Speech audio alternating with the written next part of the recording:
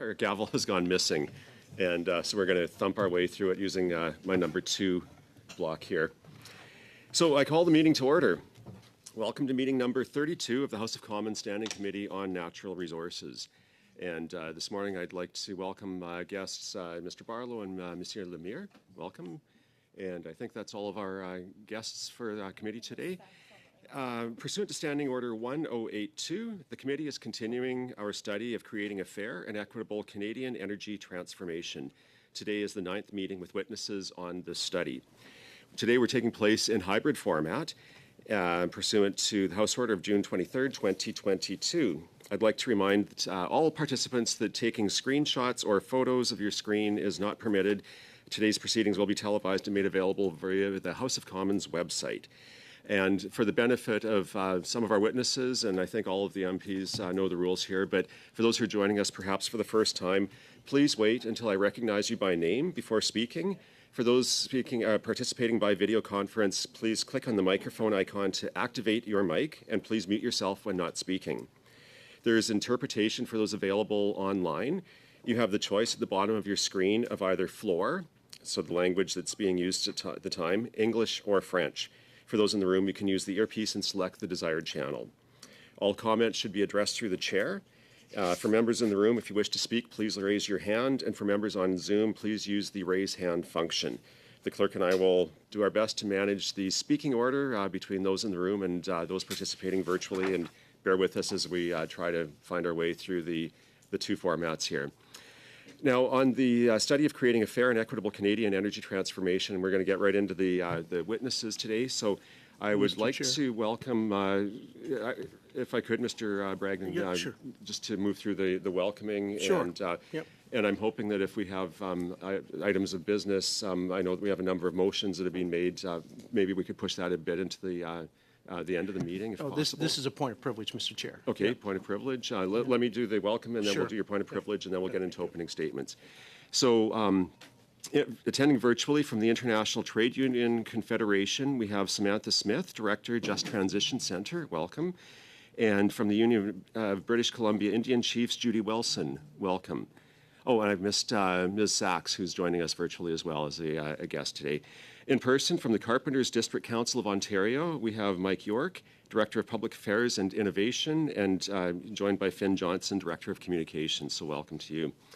And now we'll go to Mr. Bragdon's point of privilege before going to our 5-minute opening statements by the witnesses and then into our rounds of questions. So Mr. Bragdon. Thank you, Mr. Chair. Appreciate that. I want to bring this to the committee today.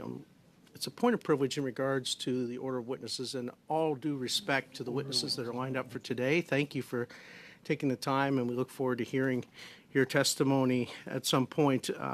The concern that I raised and the point of privilege I raised, Mr. Chair, is in regards to it has been a long-standing tradition and long practice tradition of committees within the House of Commons and of Parliament to ensure that there's proportionality of witnesses and that the witnesses from each of the parties are definitely considered, approached, and had, and so that the witnesses that are heard before any committee or any hearing or any study properly represent the representation within the House and the structure of the committee.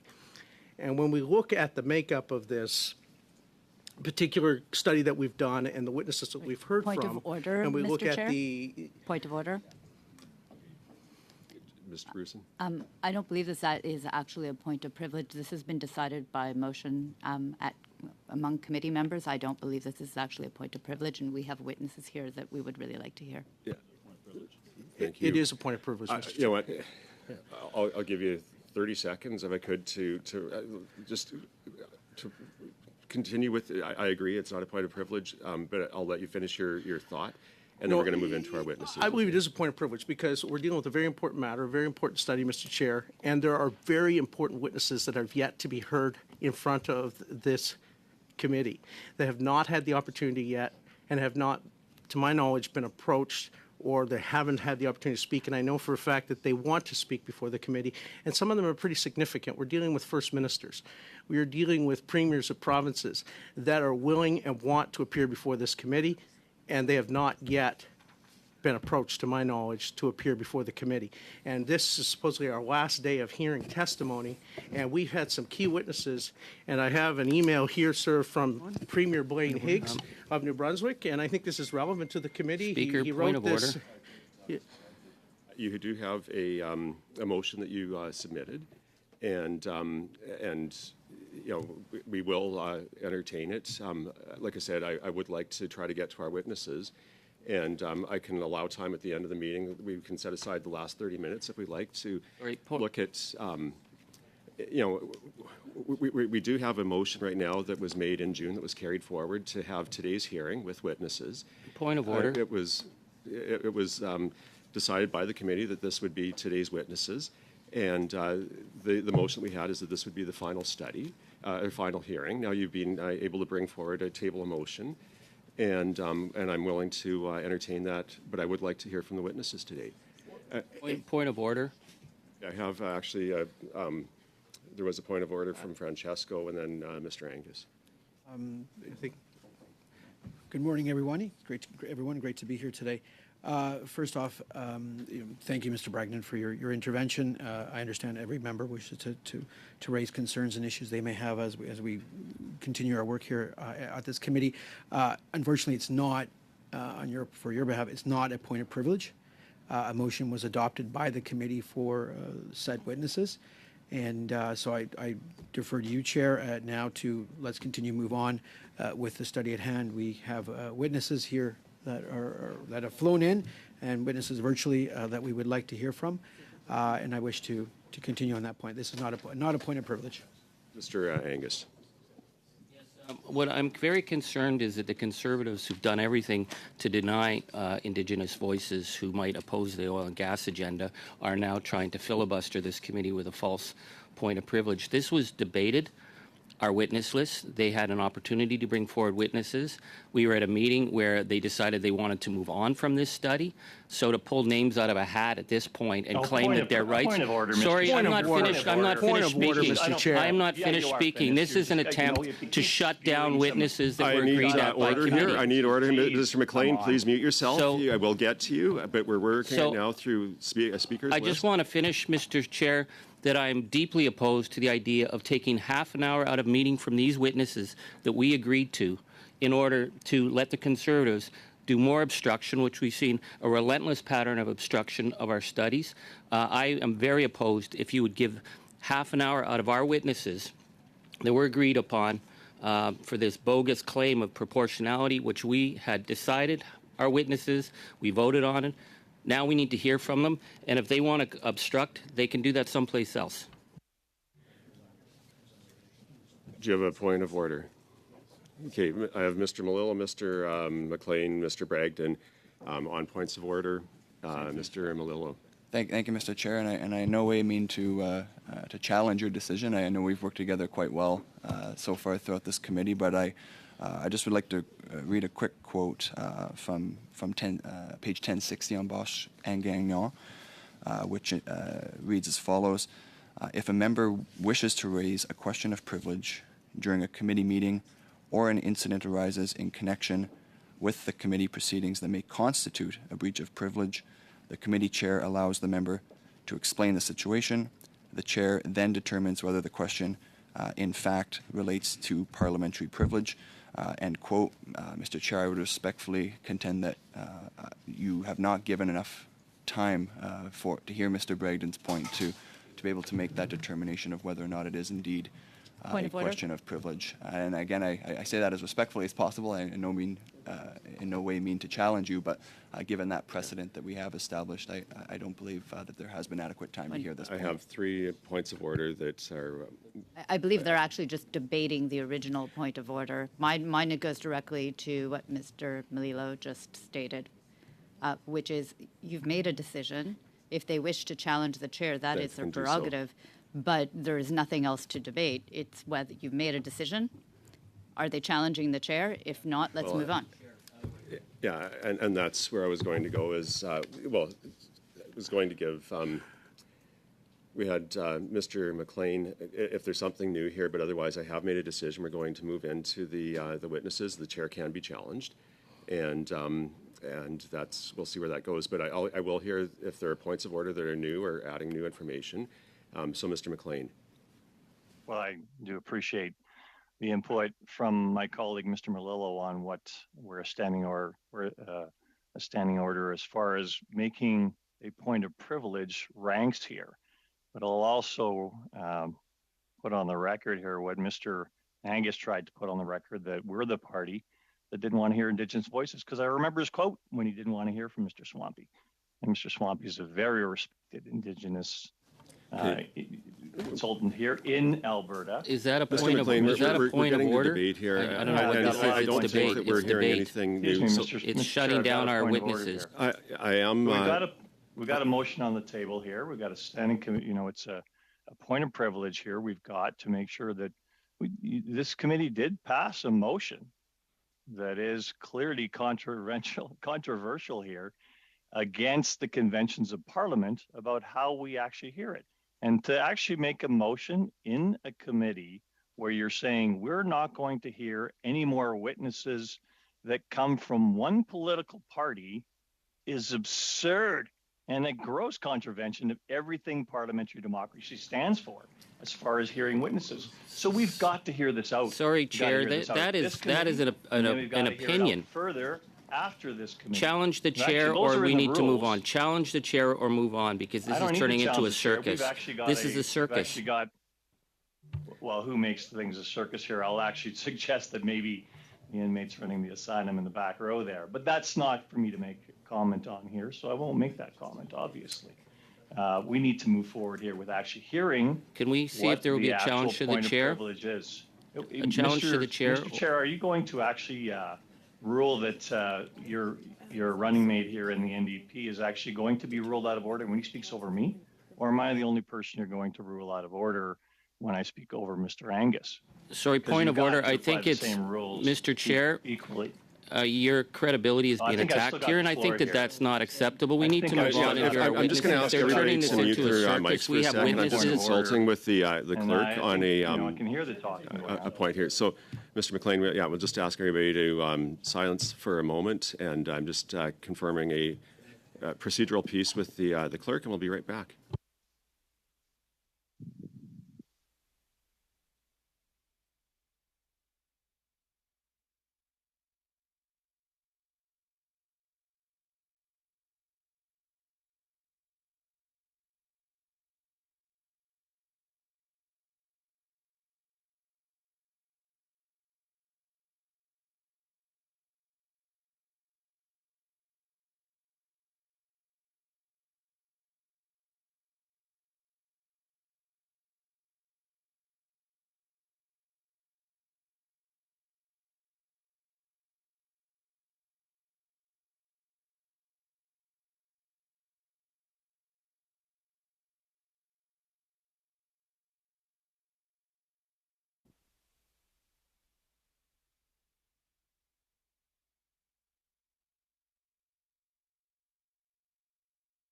All right, thank you. So I appreciate, Mr. Bragdon, you bring your point forward. We have actually, I've heard from enough people to determine that I'm not accepting this as a point of privilege. And we've had points of order. I've heard from all sides. And what I'm going to do now is to say that you have a motion that's being made that can be brought forward. It can be voted on at such time as it's deemed appropriate. But at this point, I'm not accepting the point of privilege. And if anybody wants, they can challenge the chair Point of on order, that. Mr. Chair. Point of order. And then we will Point of move order. into our witnesses. Point of Okay, order. Mr. McLean, point of order.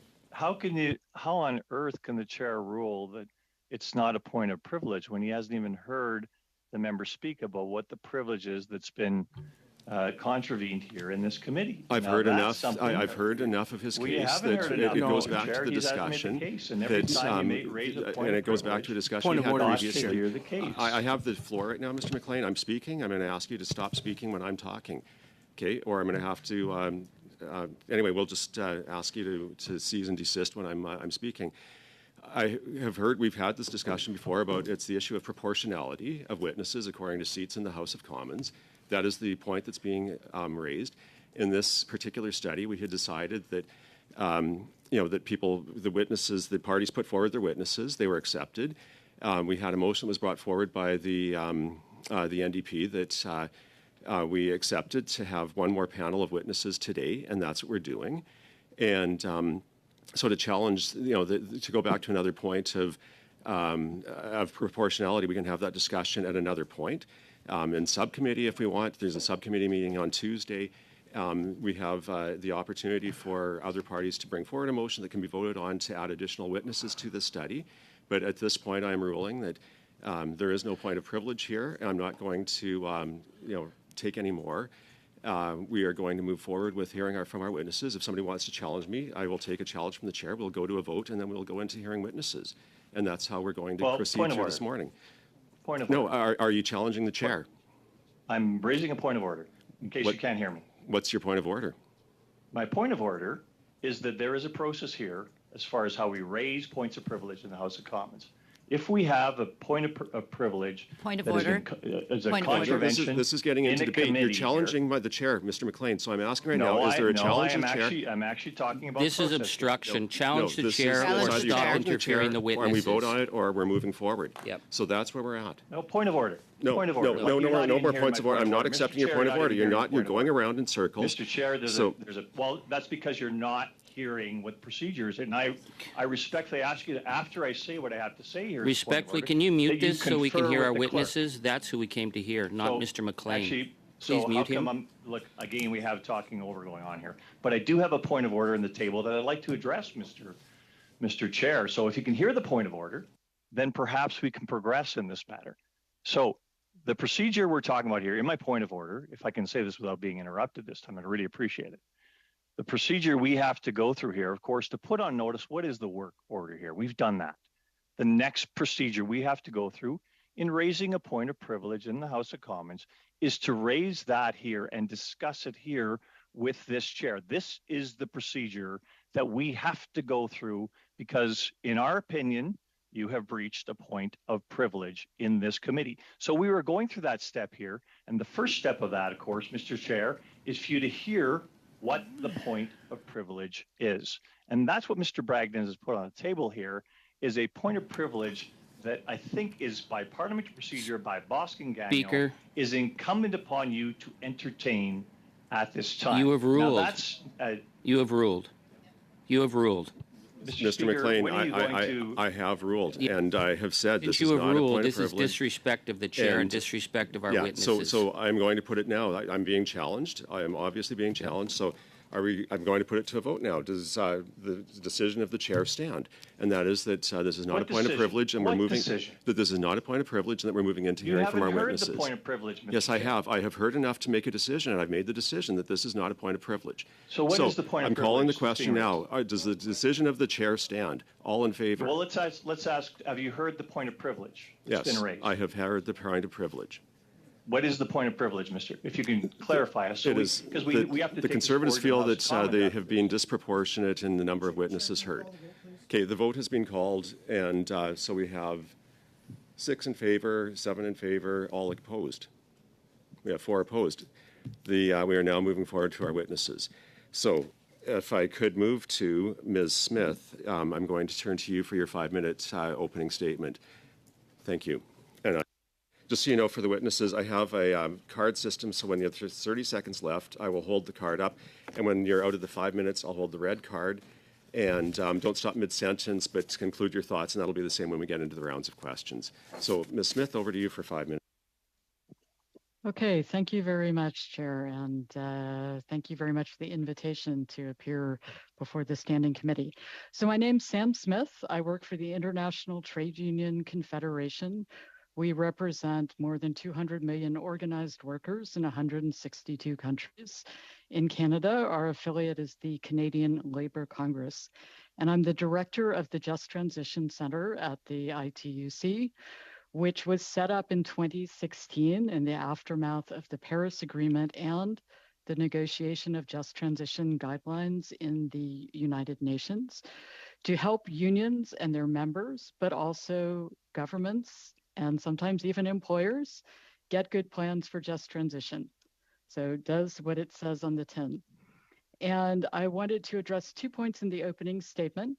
The first is the international structures and rules for just transition, a bit of what's happening in other countries than Canada.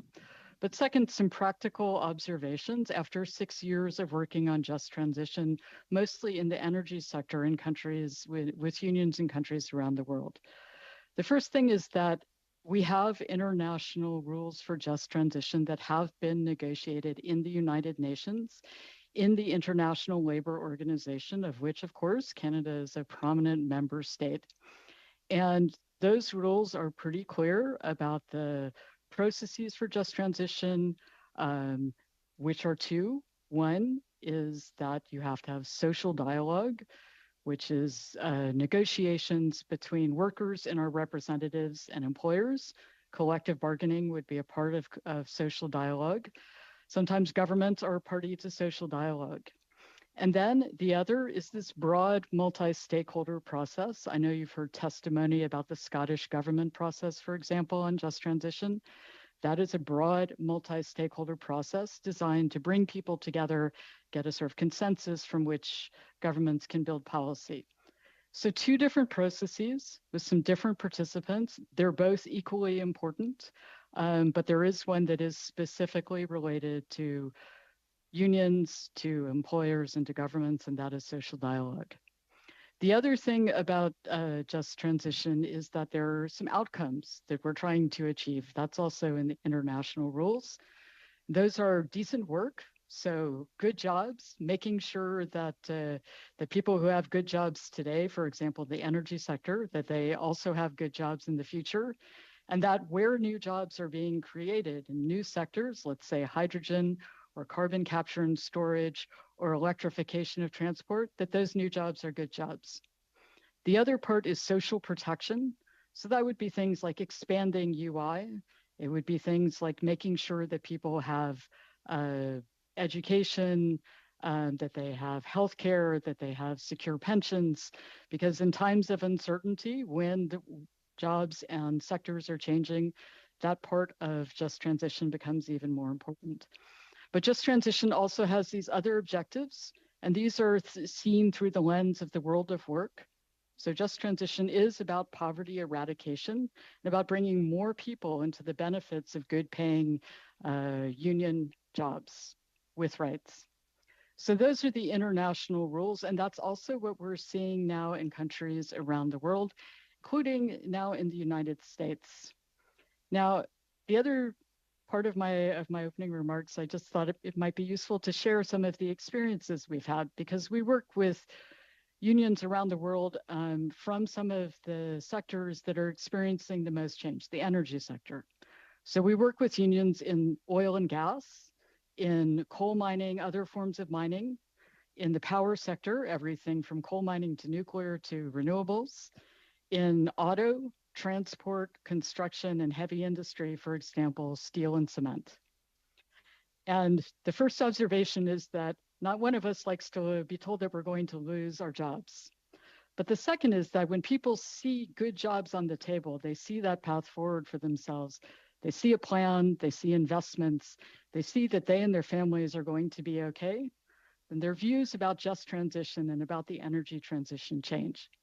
So this is a process that works. It works in different countries. It works in different sectors. And we would love to see federal legislation in Canada that's also reflecting these principles. So thank you very much. Thanks so much, and perfect timing. We'll now go to Judy Wilson from the Union of BC Indian Chiefs. And if you're ready, Ms. Wilson, we'll go to you for your 5 minutes. Yeah, good morning. Chief Judy Wilson, Secretary-Treasurer for the Union of BC Indian Chiefs, which is more or less half of the First Nations in British Columbia. I'm chief of the Nisqually Indian Band. I just wanted to speak and say Canada's current economy is unjust, not because the reliance on oil and gas is fueling the climate crisis and leaving behind a less safe and sustainable world. The status quo approach to energy and natural resources in this country has completely ignored our rights as Indigenous peoples and the long-term viability of the oil and gas industry. The economic prosperity promised by the industry is in most cases stolen from Indigenous peoples' territories without their free, prior, informed consent. After over 150 years of colonization and being confined to tiny remnants of our traditional territories, where in most cases still do not have restitution that we have the right to for the lands, territories, and resources that have been taken and damaged without our free, prior, informed consent. The Government of Canada passed legislation to implement the UN Declaration on the Rights of Indigenous People. Any just transition of the Canadian economy must have the rights outlined in the Declaration as a pillar, and the fulsome participation of title and right holders to avoid replicating the inequities that we currently live with. In terms of Indigenous rights, what is Canada transitioning to? Is it a similar extractive economy in which Indigenous people's rights are ignored and ecosystems are destroyed for clean energy rather than oil and gas? As a country whose wealth has been gathered from natural resources stolen from Indigenous lands, transitioning to an equitable, safe, and sustainable energy represents a deep level of change than the need for new jobs that don't directly contribute to the climate crisis. These are tensions that won't be resolved by limiting the just transition discussion to skills training for oil and gas workers. Our rights as Indigenous peoples to control the resources and economic activities in our territories have been continually violated, and change at the scale that the committee is discussing needs to be made with the prior informed consent of right holders. The implication for this energy transition are wide-reaching and absolutely require a holistic approach. This does not just affect workers in the energy sector. Most communities in the country may have been forced to be reliant on oil and gas in some way because that's been really the only option supported by generations of successive government.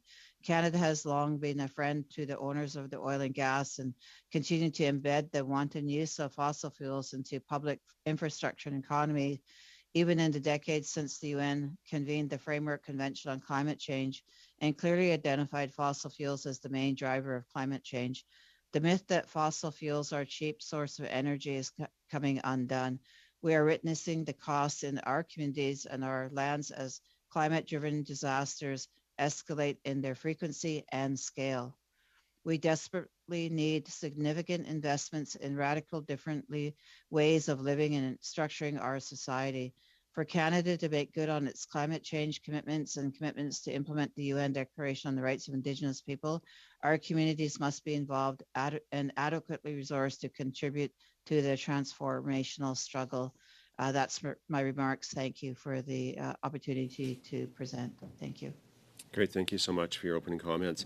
And now we'll turn to, sorry, just need to get to the right spot here, to the Carpenters District. And I believe, Mr. York, you're going to take the 5-minute opening statement. All right, Chair, thank you very much. As noted, my name's Mike York, Director of Public Affairs and Innovation. And with me is Finn Johnson, Director of Communications. Now, likewise, well, first of all, thank you very much to the Chair and Committee for the opportunity to appear here. But I wanted to say, we could have done it by virtual as well. But, it was obligated on two members of the Carpenters Union to appear in this beautiful room in the magnificent, restored and revitalized West Block. So we're very proud to be here today, in fact, on that having, in the rooms that our members had worked on. So I'll give you a quick introduction, then we'll get into what we think is key to a sustainable workforce and green building.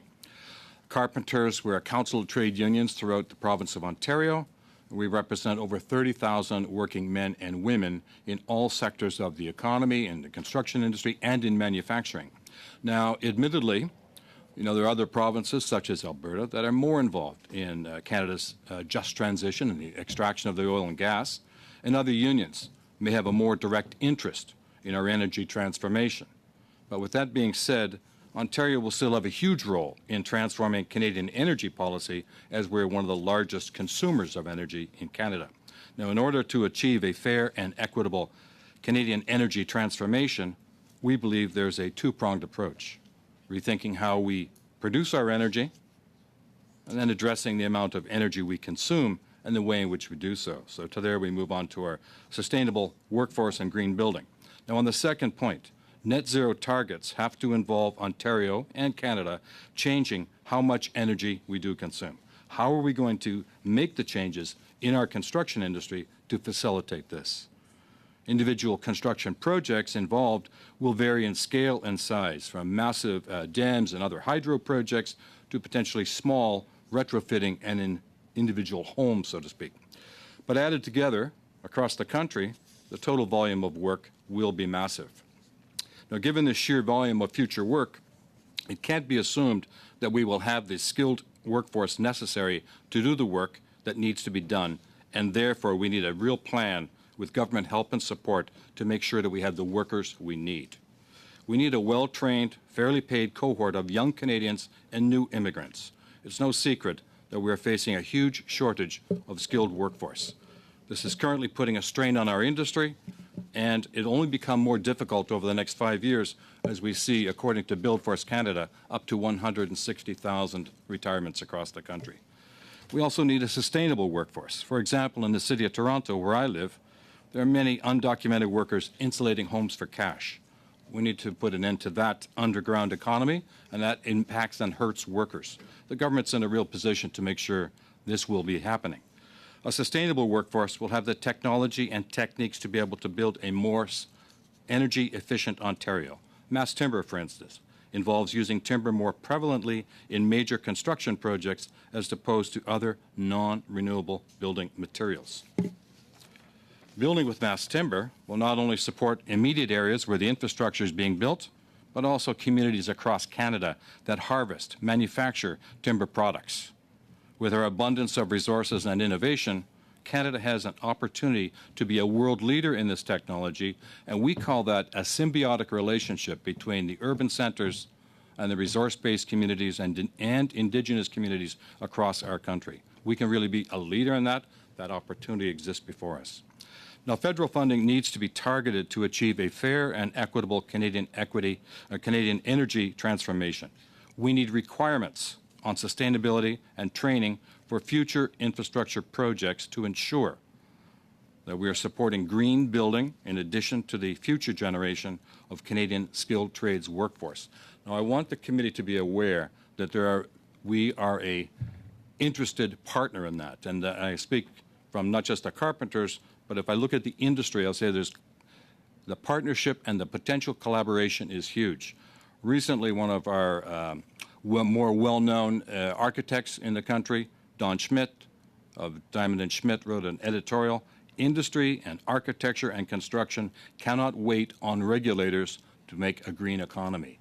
Right there, that's a solid position from the industry, recognizing that we can play a leadership role. With the committee's work and the work of the government, we can really be a real collaborator in that in terms of transformation to a green economy. With that, thank you very much, and we do look forward to an opportunity for dialogue and questions. Great. Thank you so much to each of our witnesses for their opening statements. Now we're going to go into our first round of questions, and these are 6 minutes each. And first up, we have Mr. Bragdon.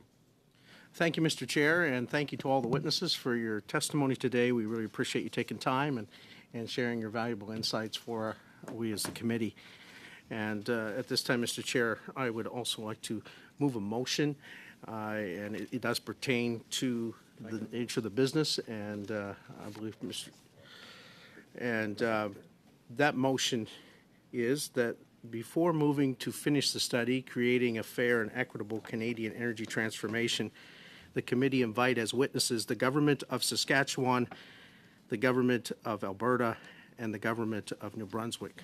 Chair. I also had received, Mr. Chair, in relation to this, a letter from the Premier of New Brunswick. Mr. Chair, just a point of order. I've been flagging you to add me to the list. Can you just confirm that I'm on the list after Mr. Bragdon to speak to this motion? Well, at this point, we're into the rounds of questions. No, we're not. He's moved a motion. But I gave him the floor for his 6 minutes of questions, and the clock is running on that. I've stopped the clock right now. He has 4 minutes and 55 seconds left. Sorry, Mr. Chair, maybe the clerk can advise you, but he's moved a motion, which means we're out of rounds of question. We're into debate on the motion, and that's why I'm seeking speaking. Sorry, speaking Chair. list. But maybe the clerk can advise you on how the rules work. Okay, my apologies. So I've Speak to the stopped motion? clock. Yeah, so I'll take a round of order. Oh, you weren't up before for the me, motion. Francesco. That's No, a actually, I lie, had- and you I had know it. Barnett And you're better then, than that, Francesco. Francesco. He was trying to get I had my hand up. Yeah, so continue with your motion. Then we'll Sorry, a debate the point of motion. order. I am going to rule that this is in order because it does relate to this existing study. And so we'll hear the motion, we'll have the Yeah. debate on it, and then we'll dispense with it. I just wanted to my Charlie, point I of can put you on order the here list. because we have worked hard to try and get this study finished when the Conservatives wanted it finished and they didn't want it to continue. not a point of But order. as soon as we have from the chiefs, the BC chiefs talking about Indigenous rights, we see these efforts to obstruct. That's not a point of No, order, no, Mr. Nor Chair. I need to witnesses. stop This you. is No, Charlie, this is put you're this out of on order the here. No. record that this is Charlie, why they're doing you it. need to mute your mic. I have a motion that's underway right now. We're going to hear the motion. It is within the scope of the study, and so we'll hear it. We'll dispense with the motion. So, Mr. Bragdon, the floor is yours. Thank you, Mr. Chair. And in reference to this motion, and Mr. Higgs, Premier Higgs, the Premier of New Brunswick, submitted a letter to me as of last night saying, members of the Standing Committee of Natural Resources, I want to express my disappointment at not being called upon to participate as a witness in relation to your study in creating a fair and equitable Canadian energy transformation. It is more evident than ever that the reality of energy security, both domestically and internationally, is in peril. We need national policies that allow for a transition to requirements that will reduce our emissions while ensuring reliable and affordable energy supplies. This is crucial and of crucial importance to New Brunswick, the Atlantic region, and Canada. A variety of voices should be part of the conversation to ensure that all factors are considered as we move toward a net zero carbon energy source, while at the same time identifying clearly the shortfall to meet current and forecasted energy supply demands. Sincerely, Premier Blaine Higgs of New Brunswick. When we have First Ministers, and we also have letters here from the Government of Saskatchewan and the Government of Alberta that I can read as well, and I don't mind, I'll just continue to read as to what they're saying, the importance of hearing their perspectives on this very important study, and the fact that those governments have not been invited to this committee to give witness on such an important study for the future pathway of energy transformation in this country. I find it somewhat shocking. And then when you look at the proportionality of witnesses, whereas my honourable colleague from the NDP and others have had the same amount of witnesses called before the committee as we as His Majesty's official opposition, breaks the convention of committees and of Parliament. I think at the least the committee can consider inviting these important witnesses, whereas the broad strokes of responsibility for implementing and carrying out this just transition and this transformation of our energy sector is going to be borne by our provinces. And the fact that First Ministers who want to appear before this committee have not yet been invited and have not had the ability to get in front of this committee and share their perspectives, Mr. Chair, I think it behooves us as a committee to act upon this and take them up on their willingness to appear before the committee and be heard, because it's going to be very important information for us to have a holistic, balanced approach as it relates to the full study that's being comprised as a result of this. And I think we've received a lot of input. And I mean, when you go back to Confederation, how we were founded, we obviously recognize there's a role for the federal government, but there's also distinct roles for the provincial governments, and we have to respect those jurisdictions. And a lot of the implications of this study and what we're researching falls upon the burden and becomes the burden of our provincial governments. They want to speak into this. They want to have their voices heard. I think we as a committee can at least do our best to make sure that that is facilitated and make sure that those voices are brought to the table. And I read from the Government of Saskatchewan, it says, "Dear Committee and dear Chair, I'm writing in response to the Government of Canada study on the just transition. As global events have nobly caused energy crises in European countries, it is incumbent that all Canadian governments focus our efforts on advancing the conversation around energy security instead of an approach that seeks to phase out our oil and gas industry and move to arbitrary electricity emissions targets that do not take into account the reality in individual jurisdictions. This misguided federal focuses of prematurely shutting down critical industries in Canada, some of the most sustainable in the world, would have significant and severe consequences for Saskatchewan workers and families and miss a critical opportunity to support our international allies. Our government remains deeply concerned by the Government of Canada's approach to just transition for coal workers and communities.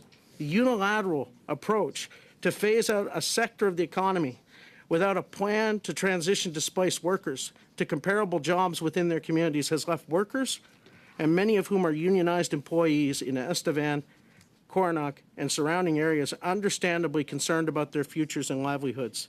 It is our government's every intention to grow our economy Point and of build order. a better quality of life Point of for order. residents. It's not a point of order. Saskatchewan Actually, has a unique opportunity to order. provide the world with sustainably and ethically produced critical minerals, food, and fertilizers, and fuel that the world needs for energy security, Point of food order. security, Mr. and Bragdon, climate if I security. could pause you just for 1 second, I have a point of order being called. Okay. Yeah, I don't mind. He can talk all night if he wants. My question is out of respect for our witnesses and the intense disrespect they're being shown, whether or not the Conservatives That's plan not to a talk point of all order, night, Mr. Angus. whether or not we can ask the witnesses to be excused so they don't have to listen to this farce.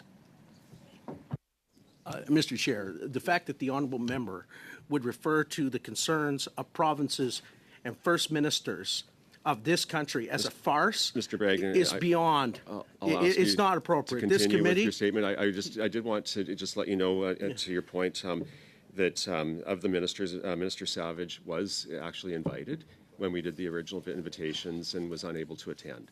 So just for clarification, but I'll let you finish with Maybe your. he stole the invitation out of her box or something. Anyway, like Seriously. you know what? Yeah, we're degenerating Yeah. to a point that's Like, not that's not really okay. healthy for the standards to okay. which I expect You're better committees than to that. be or to operate. So, Mr. Bragdon, I'll respectfully ask you to continue, but to conclude as quickly as you can because we do have witnesses, and I'd like to hear their testimony.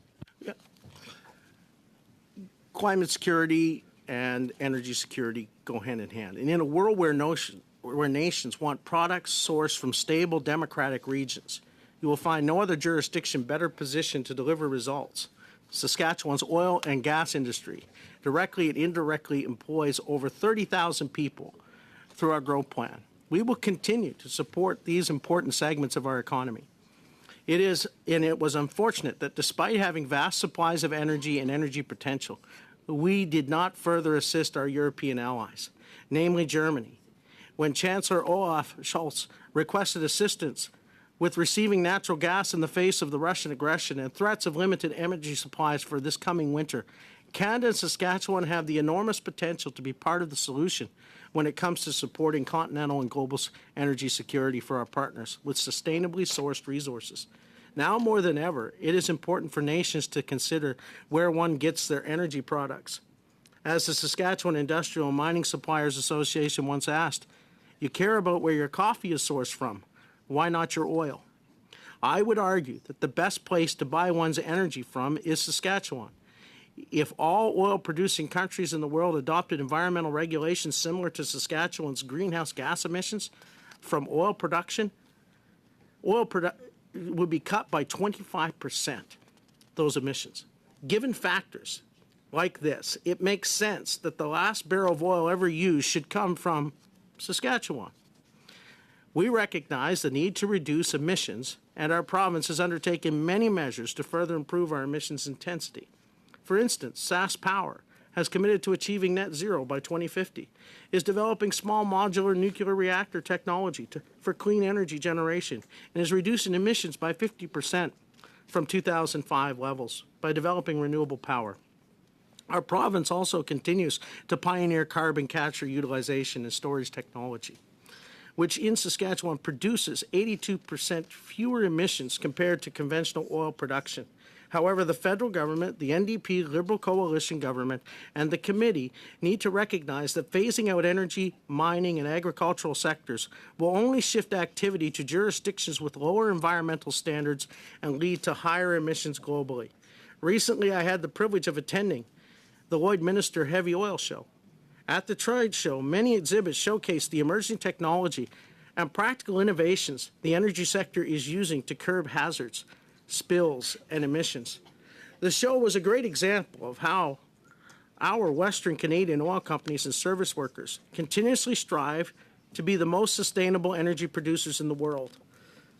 CAPP noted that Canada's clean technology solutions will continue to come from the oil and gas sector, as they have heavily invested in research and development. It is vitally important, therefore, that the federal government recognize, acknowledge, and support the oil and gas industry in these efforts. Any form of just transition should be about ensuring energy security and supporting our existing wealth-generating growth sectors. As industry adopts new technologies, it is unrealistic to believe that all displaced workers can be retrained to work in green jobs. It is important that the federal government offer adequate supports for any displaced workers and to hear their perspectives. I would invite the House of Commons Natural Resources Committee to travel and visit Saskatchewan and hear from our community members in Lloydminster and other oil-producing regions about their thoughts on the federal government's push for a just transition. I would also urge the committee to invite the government and province of Saskatchewan to present as witness and testify before the committee. And as the policy of just transition would have disproportionate impact on our province, it is critically important that Saskatchewan's unique perspective be heard and receive due consideration. Sincerely, Jim Ryder, Minister of Energy and Resources for Saskatchewan. And I also have here, Mr. Chair, a letter from the government of Alberta. You know what, and Mr. Bragdon, I would invite you to enter that into, I'm happy to have it shared, I'm sure that they have many great things to say as well.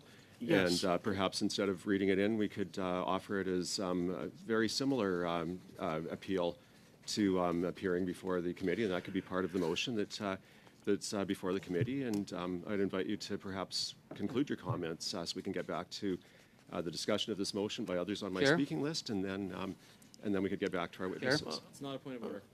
Chair? Thank you, Mr. Chair. Chair? Is this a point of order, Charlie? Yeah, can we vote to adjourn this motion on the debate? Can't move a motion unless you have the floor, as you He has the floor right now, and I have a speakers list, and if you want to get on the No, like I said, I'm just concerned that we are showing such incredible disrespect to witnesses. You're showing a taking bit the of time to respect by come here, ignoring the rules and to just watch talking this anytime you circus. think you can. right now. Hello, Charlie, son. Welcome to the committee. I'm back to Never seen you Mr. before. Bragdon to conclude his. I'm going to give the Michelle. I got to do the Michelle Rempel look. Thank you, Mr. Chair, and I will continue.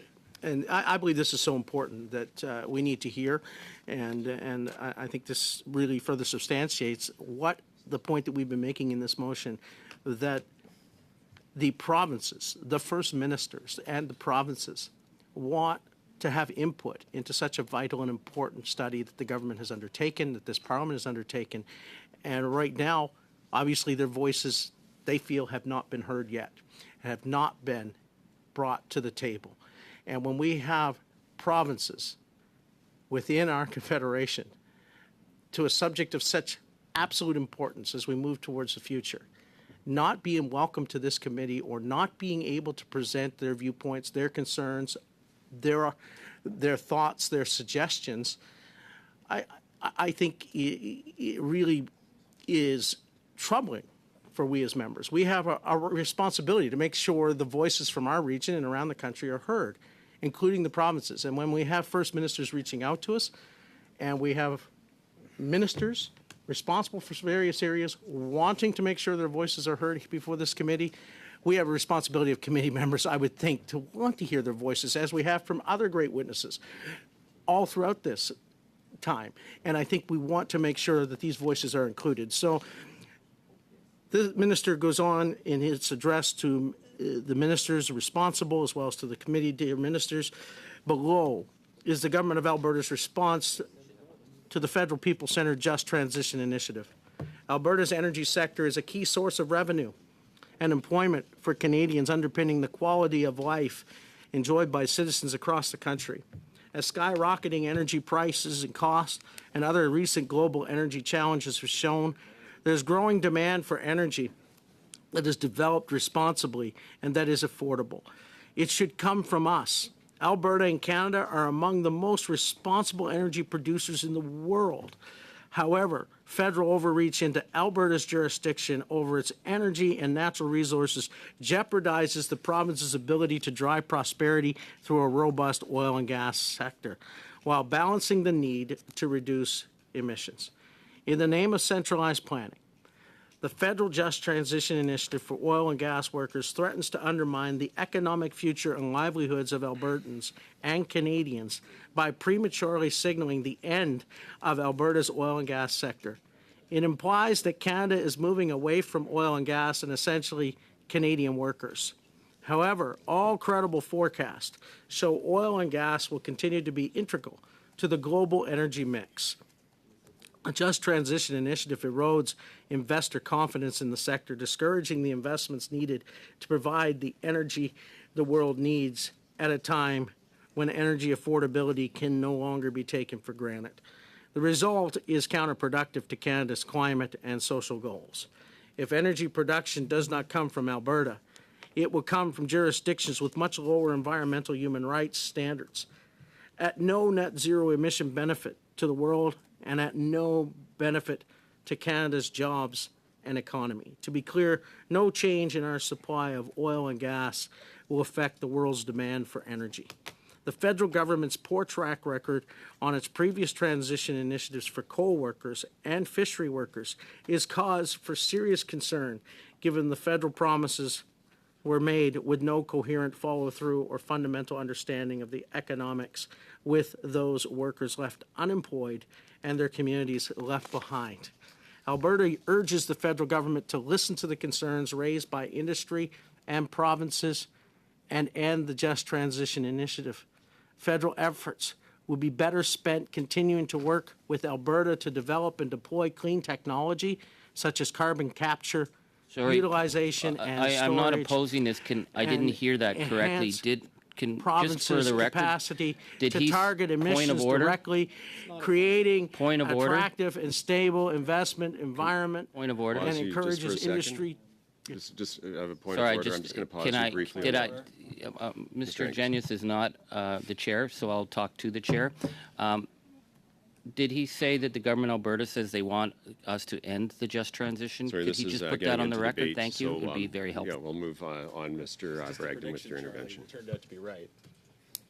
Federal efforts would be better spent continuing to work with Alberta to develop and deploy clean technologies such as carbon capture, utilization, and storage, and enhance provinces' capacity to target emissions directly.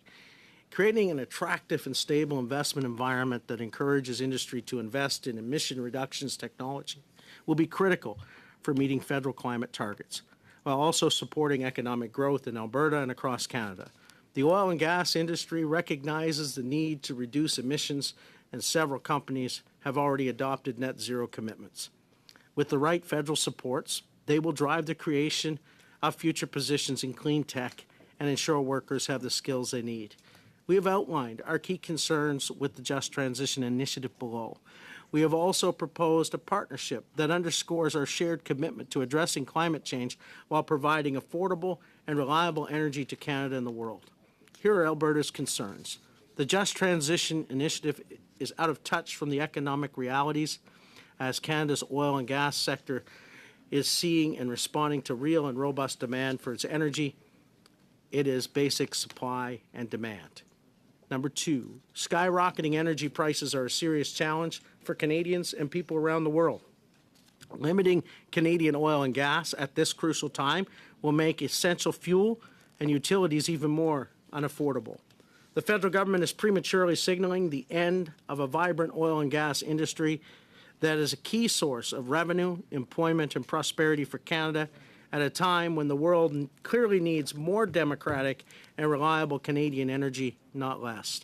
The Just Transition, number 4, initiative undermines investor confidence in the sector, undercutting our industry's ability to meet increasing demand to benefit of energy producers with much lower environmental, labor, and human rights standards. Undermining the oil and gas industry will actually harm Canada's ability to meet ambitious climate change targets, given the industry is the key funder and developer of those technologies that will be required to transition to a low-carbon economy. Without the oil and gas sector, Canada will not be able to deliver this transition. Oil and gas companies representing the majority of production in Canada have already adopted net zero commitments, and the jobs of tomorrow will be created as companies adapt to new technology and fuel sources like hydrogen. It is important, or it is impossible for the federal government to transition workers to jobs that do not yet exist and that the private sector will not support. Number 7, the Just Transition Initiative discourages Canadians away from high-paying jobs in the oil and gas sector, where companies are experiencing labor shortages and hiring demand continues to grow. Alberta has already heard from industry, and the announcement is harming their ability to attract, hire, and retain workers. Mr. Bragdon, The could I interrupt you? implications- Sorry, just if I could pause you for a second. I just noticed Mr. McLean has had his hand up, and I don't know if he has a point of order or if that's a residual hand.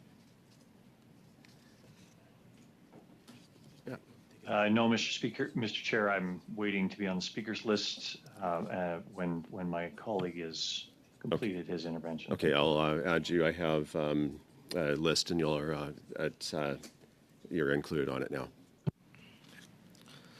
Implications for the economy and energy. Thank you, Mr. Chair. Sorry, Mr. Chair, I've had my hand up for a considerable amount of time. Am I just getting added to the list now? Yeah, you're on the list. Am I just being added to the list now, or because I've had it up for? I had mine up for I at least have. There were 15 minutes. at the same time. Mr. Jennis and Mr. Sorbera had their hands up in the room.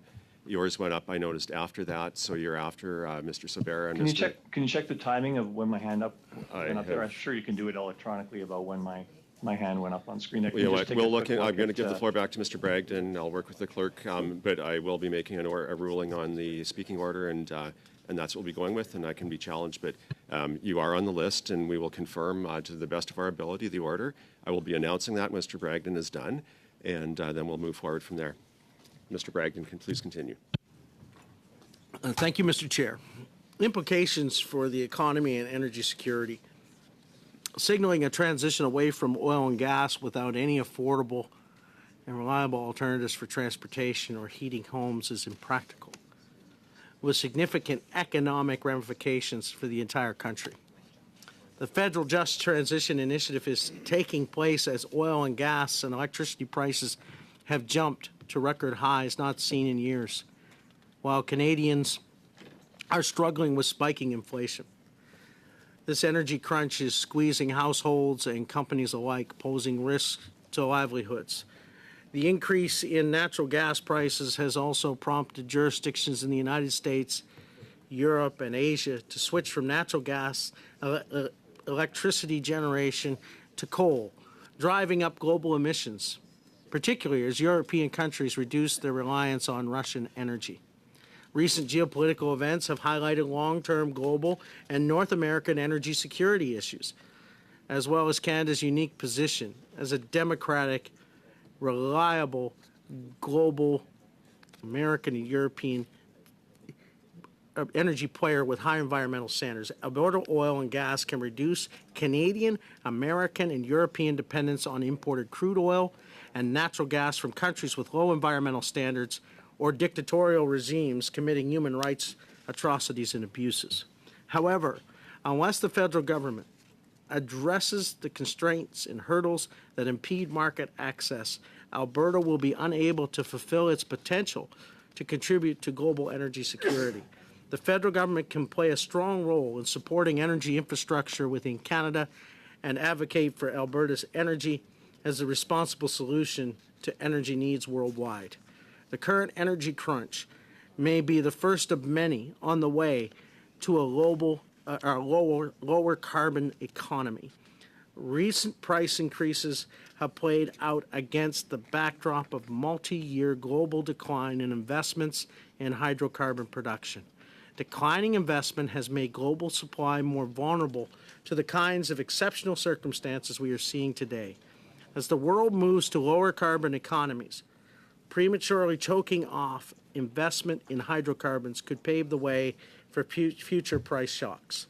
The Just Transition Initiative is counterproductive to Canada's domestic and international policy objectives. To investors and stakeholders, it signals a declining oil and gas industry and an uncertain investment environment.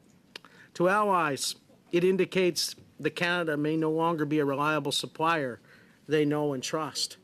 They may have to source oil and gas from sanctioned suppliers or state actors with lower environmental standards.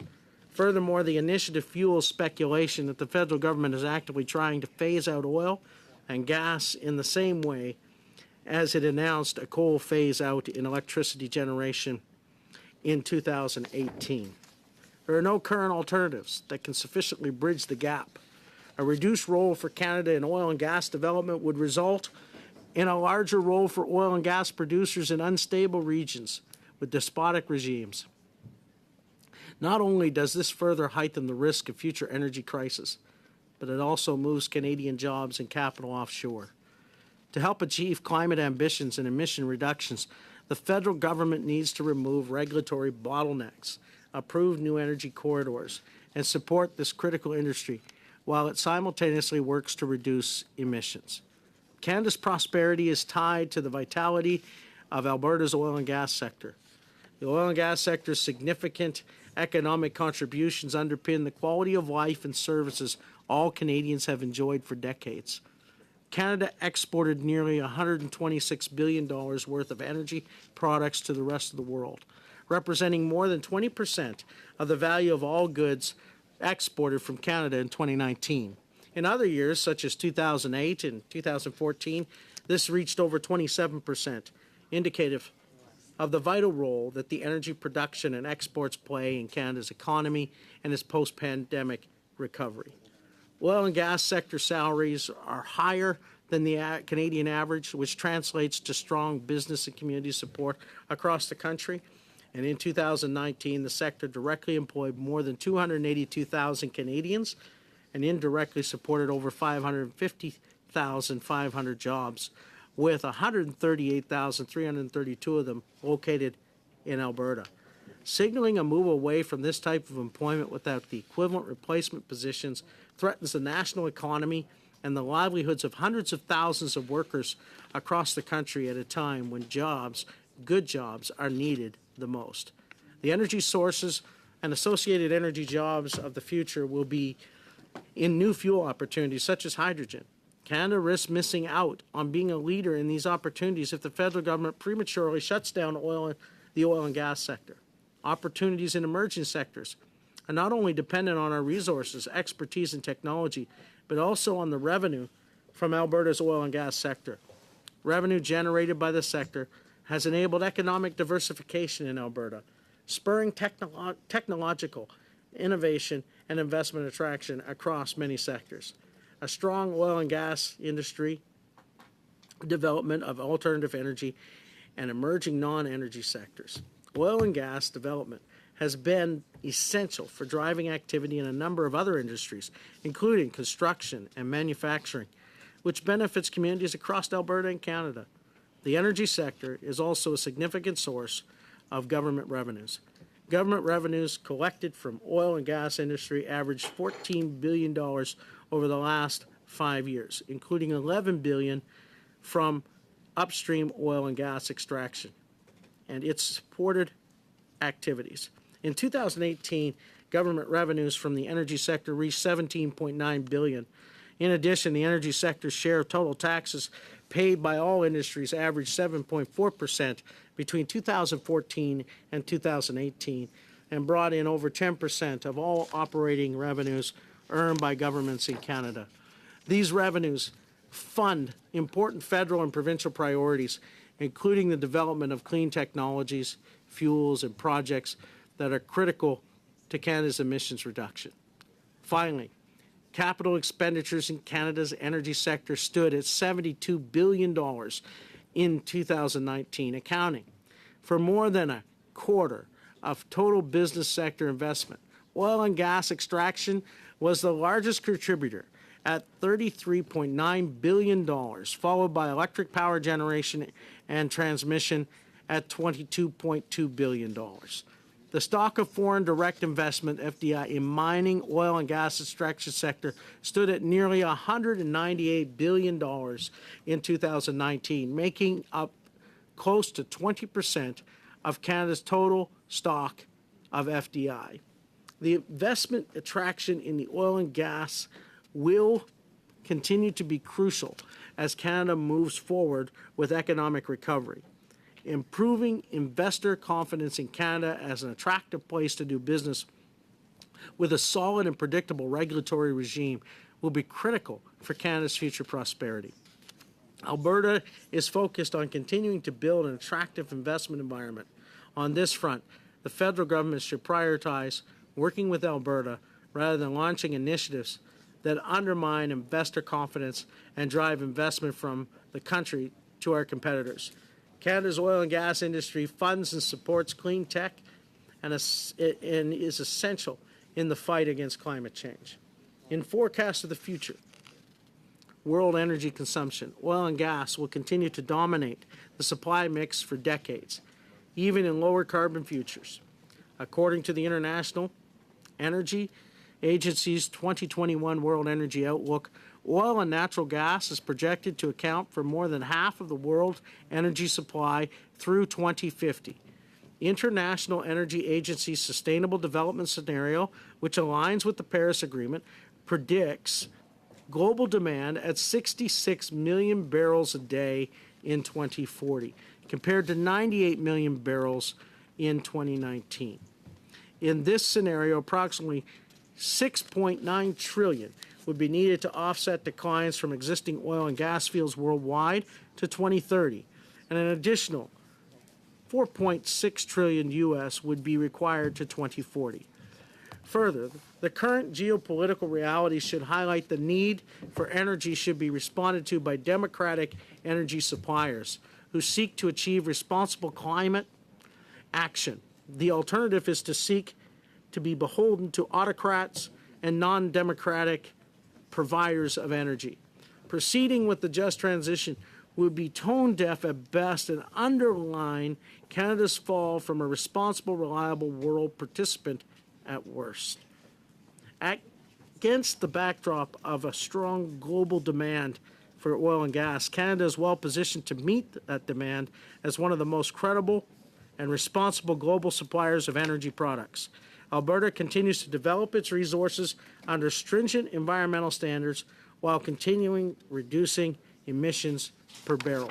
In fact, Alberta was the first jurisdiction in North America to place a price on carbon for all large emitters across all sectors, and the first regional government in North America to commit to a methane emissions reduction target for the oil and gas sector.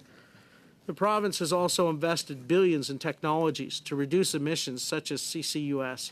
In addition to carbon emissions, the province has made tremendous progress on development. Alberta will continue to build on its progress by further expanding environmental, social, and governance policies, identifying areas of performance and potential investment. Based on third-party assessment, Canada tops global ESG scores across the full spectrum of factors, from environmental policy to social progress, welfare, political stability, regulatory oversight, and corporate governance. In 2018, the oil and gas extraction industry in Canada spent $3.6 billion on environmental protection. This exceeded all other industries by a significant margin and represented 37% of total environmental protection spending by businesses in Canada. The largest portion of industry investment went towards wastewater management, followed by protection and remediation of soil and water, air and pollution management. Given that most oil and gas extraction businesses are in Alberta, the province contributed the largest share of national spending at 39%. Canada's oil and gas industry is committed to being part of a solution on emission reductions. For example, Oil Sands Pathways to Net Zero Alliance, which accounts for 95% of oil sands production in Canada, has committed to net zero by 2050.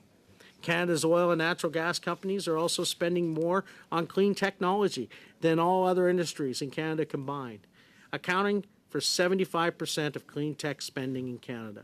The industry is achieving real results.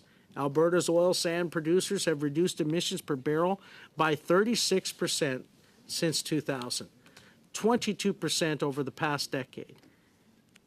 And leading producers are on track for another 16 to 23% reduction over the next 10 years.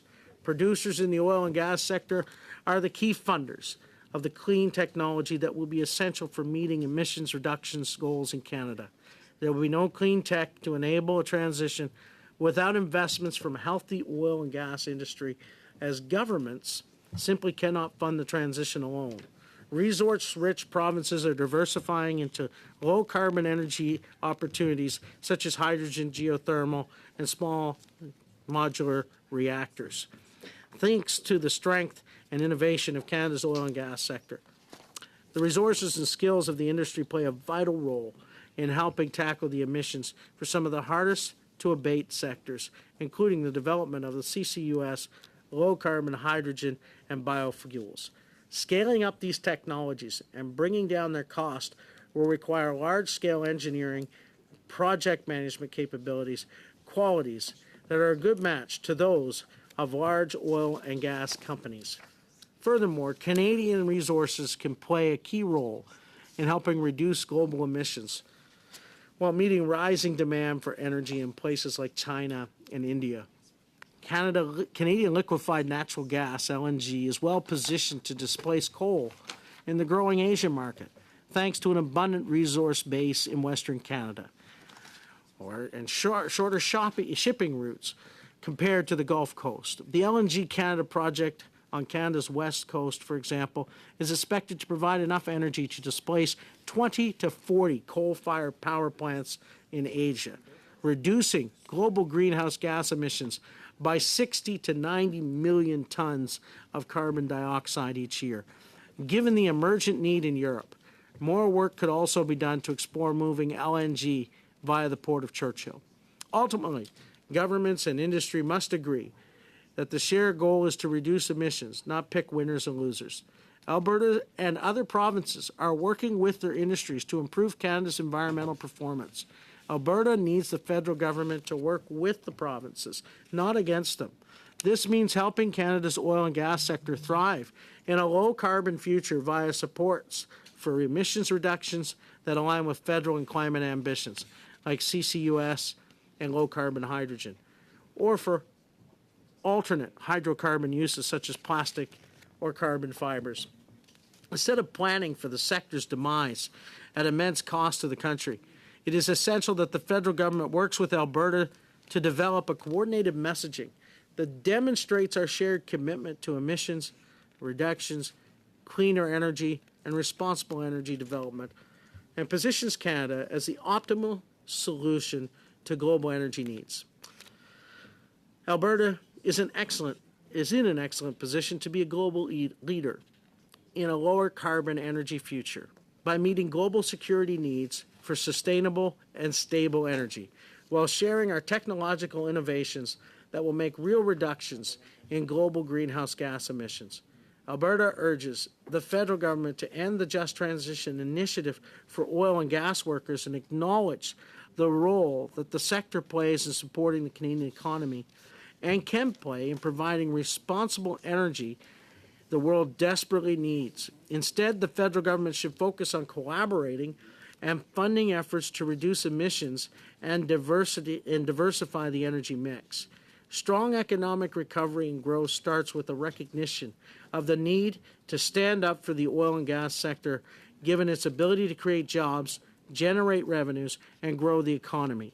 Accordingly, the focus should be on helping the sector thrive in a lower carbon economy and working with Alberta to meet growing demand for affordable and responsibly produced energy instead of planning for the sector's demise.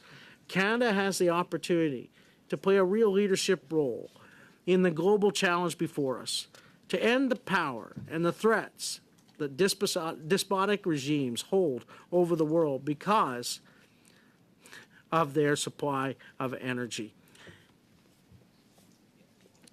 The world needs more of Canada's energy supply. Canada must not continue to sideline itself on the world economic and energy stage. And when we have the resources to play a determining role in a safer world where all can access the energy they need. Working together with Alberta, we propose that Canada take up the challenge of providing the world with sustainable, affordable, and secure energy. Sincerely, Sonia Savage, Minister, Natural Resources and Energy. And it Thank was you copied for sharing to that. several- It is unfortunate that Ms. Savage hadn't, or Minister Savage hadn't been able to accept our invitation.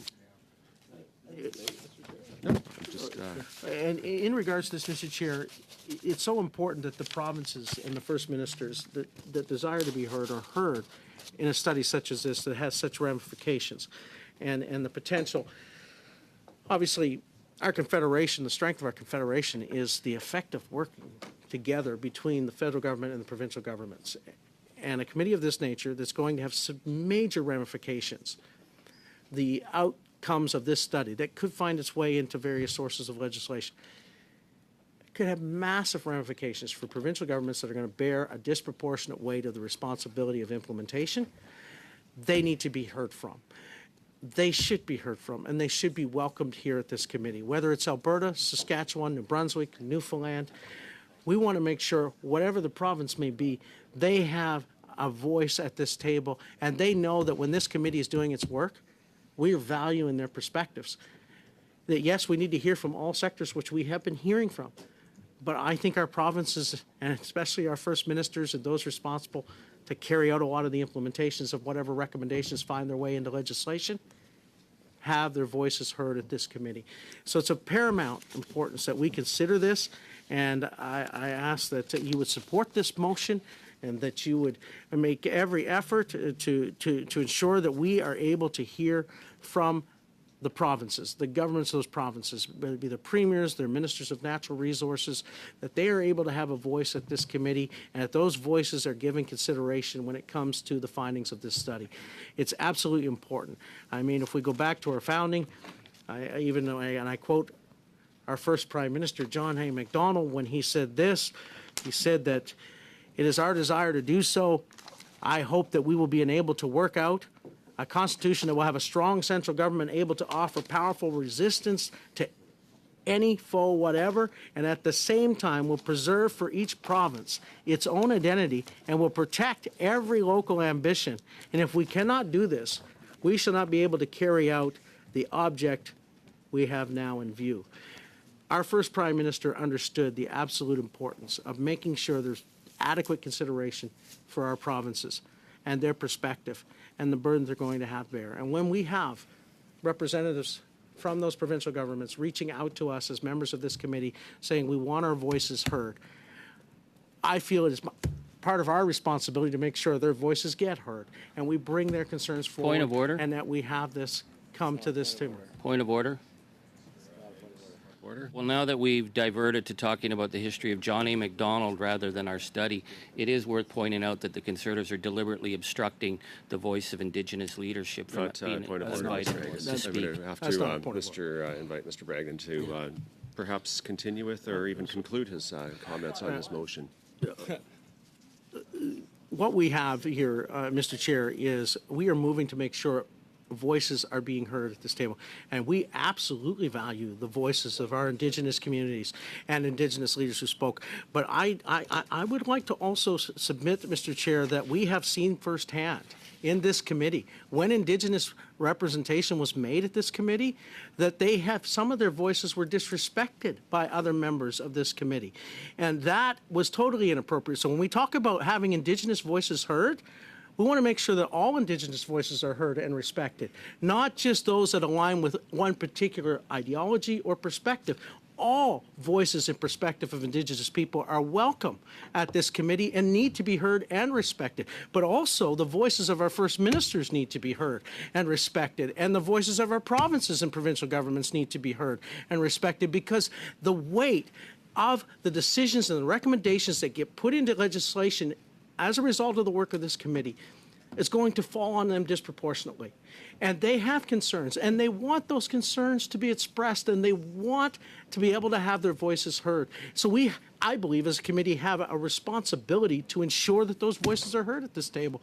So, Mr. Chair, I really appreciate the ability to bring this motion forward, the opportunity to bring this motion forward, and I thank you for that. And I appreciate your effort. I get along with you very well. I respect you as an individual. I really feel like we're missing a major opportunity by not hearing from our provinces on a study of such consequence. We need to make sure their voices are here at this table. It is key to national unity. We're hearing from our people. Every one of us here at this table are hearing from our constituents from across the country that their cost of living is going up. They're seeing energy prices soar. They want to make sure their representatives on these committees are bringing those concerns forward. And those who are hearing that every day are also our provincial governments. And they have people who are worried about their livelihoods, their future employment, whether they'll have to move or relocate as a result of any kind of transition that comes in place. So if we don't take into adequate consideration those perspectives, those fears, those sincere concerns, then we have not done our full job as a committee. So that's why I've moved this motion here today.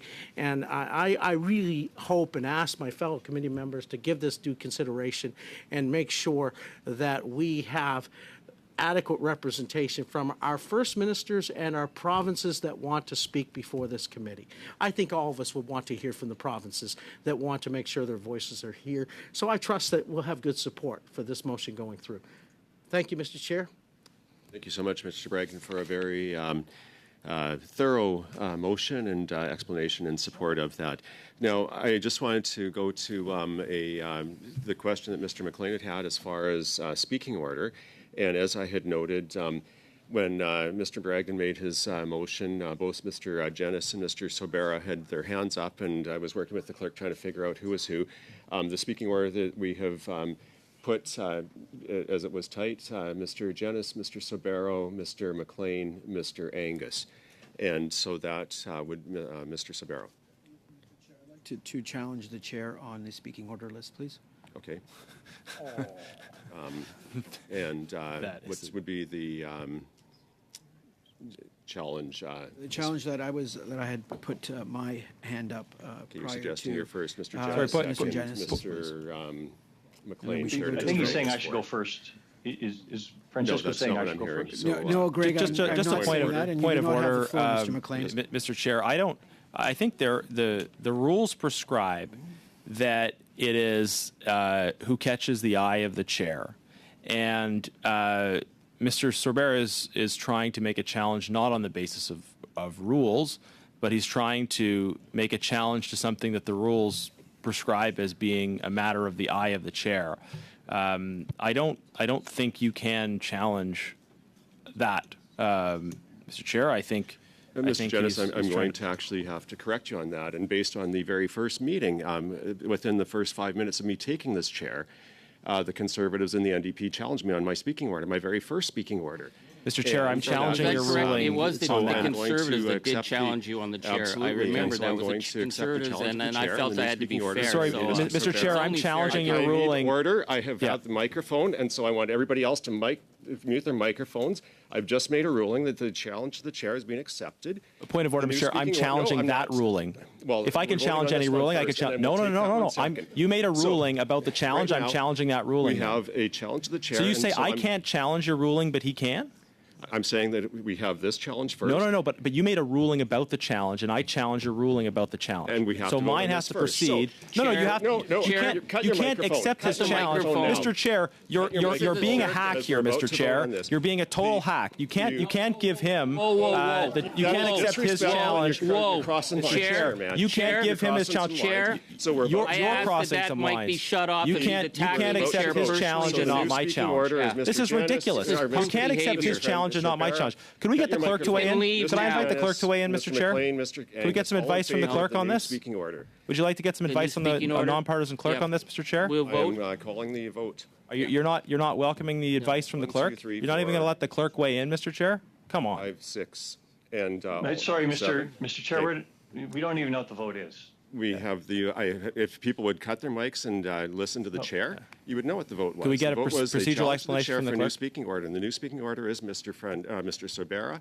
Mr. I'd like a Genis, roll Mr. call McLean, vote on Mr. that, Angus. Mr. Chair. And so we have the We vote wanna- is underway, and we have 7 in favor, all opposed.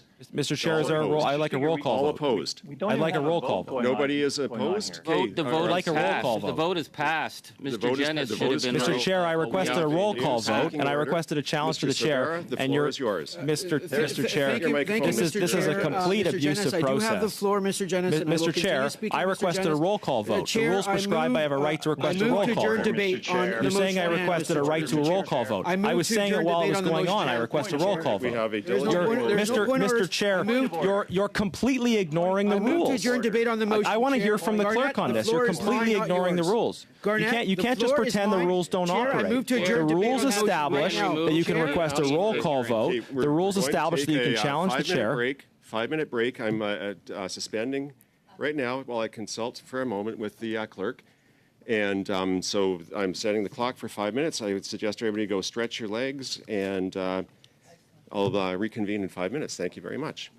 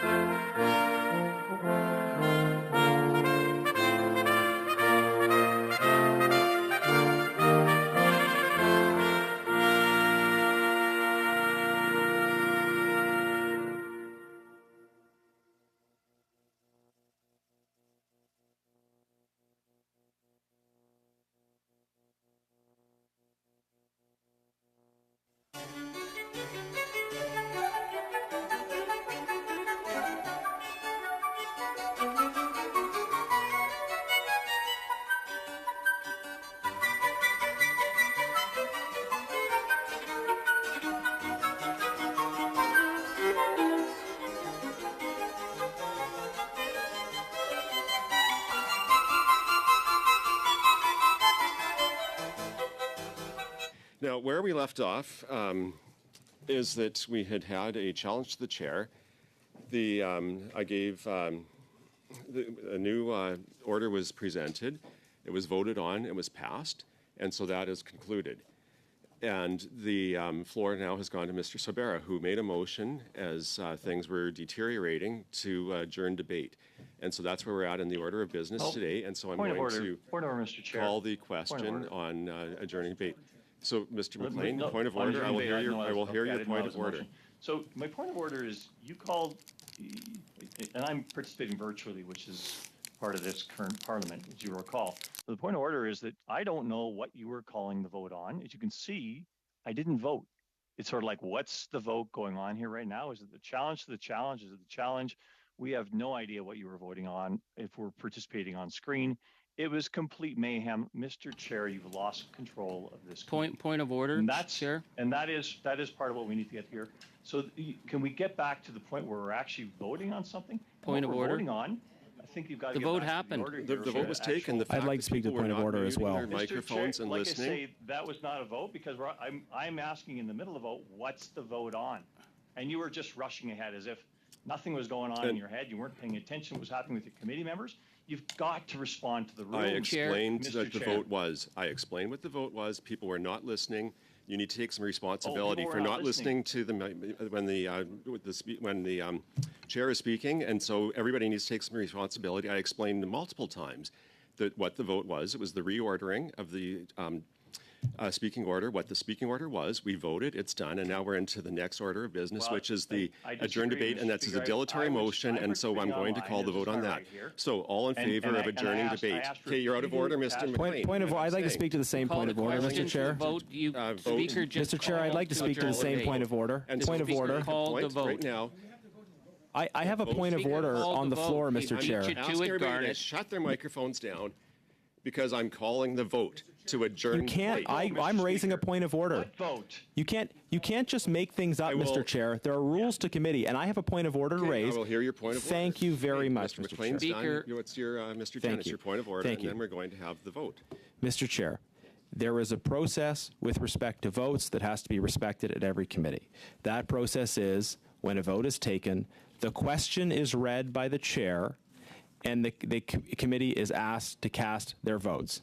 And if a member requests a roll call vote must be taken. Sorry. This is clearly established in the precedents of committees He and asked in the for roll rules call after of the this vote. committee. This is interference. You And did not Speaker, you read. called the vote for the new vote. Mr. Chair, Somebody's we can go interfering. sequentially on points of order, or we cannot go sequentially on points of order. And I'm pretty comfortable with Certainly either. don't want to do that. Does Keep have the floor right interrupting. now on Thank- this point of order. The issue is that you called for the recorded vote after the vote was already underway. And so you Mr. can't Chair. do that. It needs to be done before. The vote was already underway. The decision, the ruling is that we have a vote. It's been done. We now have a motion before the floor to adjourn debate. That's it. So any further on your point of order? That's the decision. Yes, Mr. Chair. I have there have been a number of violations of order by you, respectfully, in the last 10 minutes. Number one, when it comes to a vote, you have to read the question in advance, which you did not do, and you have to then allow members the opportunity to request a roll call vote, which you did not do. I was trying to do that. I was talking, as you'll note, I was talking continuously throughout that process. Thank you. Mr. Angus noted it, and I think other members did as well, because the rules were not being followed. And I welcome Mr. Angus's feedback after I'm finished, or he can provide it concurrently, but it might be more useful for other members if he wasn't providing it concurrently. Now, the other issue in terms of order, Mr. Chair, is that you ruled that a member can challenge the chair on anything. And then you subsequently ruled that I couldn't challenge the chair with respect to a ruling.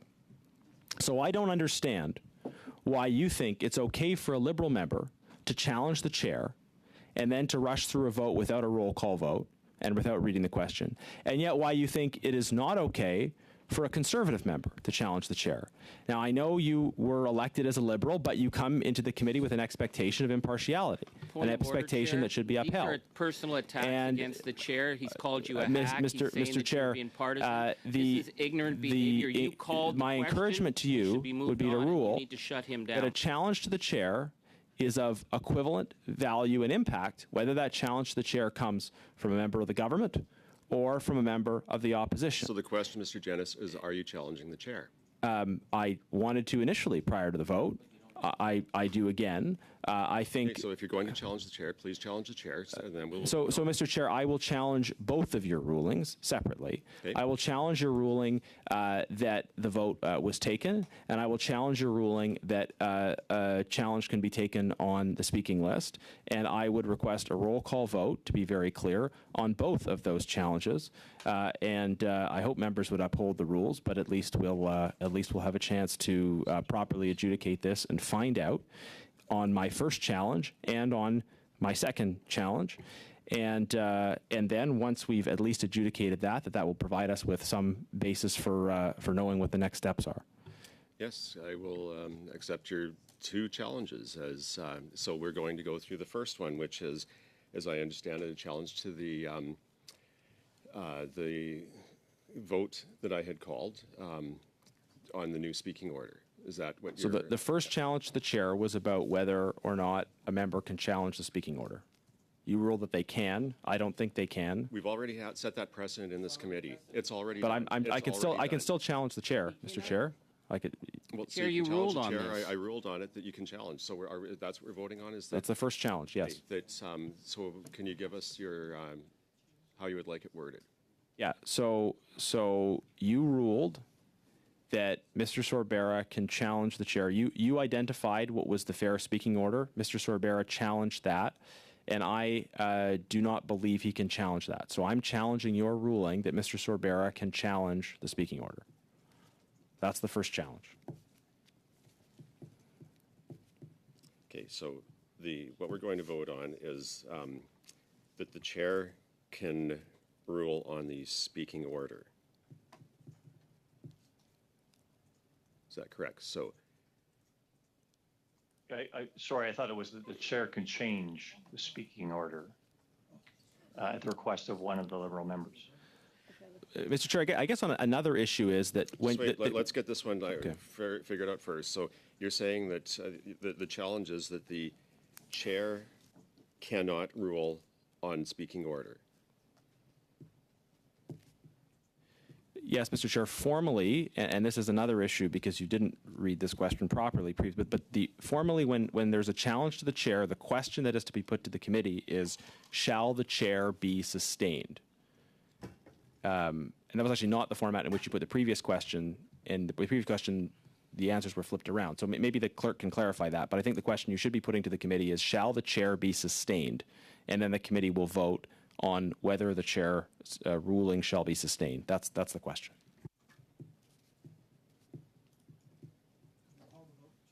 Okay, I'm just looking to the clerk if that's appropriate wording. Sorry? Shall the chair, that the chair shall be sustained. Shall the decision of the chair be sustained? Yeah.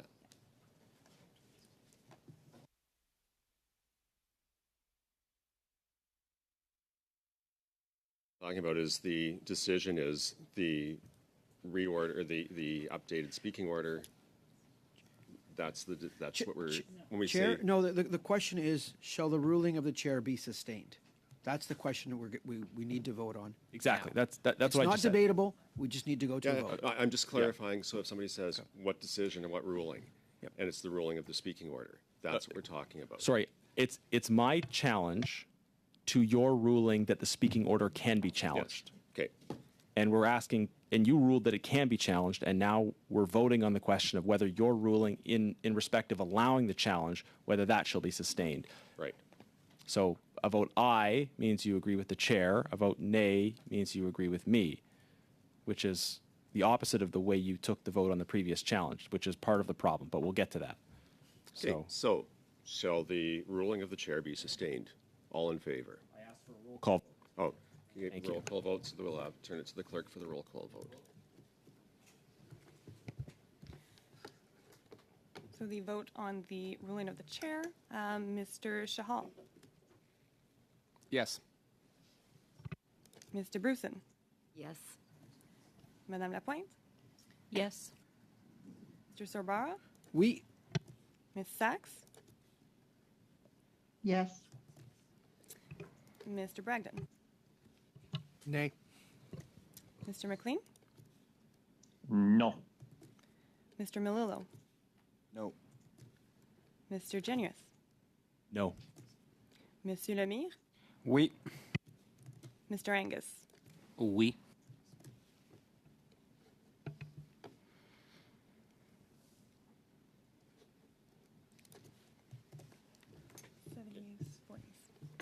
So we have 7 yeas, 4 nays, and so the decision of the chair on the speaking order is carried. Sorry. have- Just a point of order, Mr. Chair. So we've established as a result of that challenge that he has a right to challenge the chair.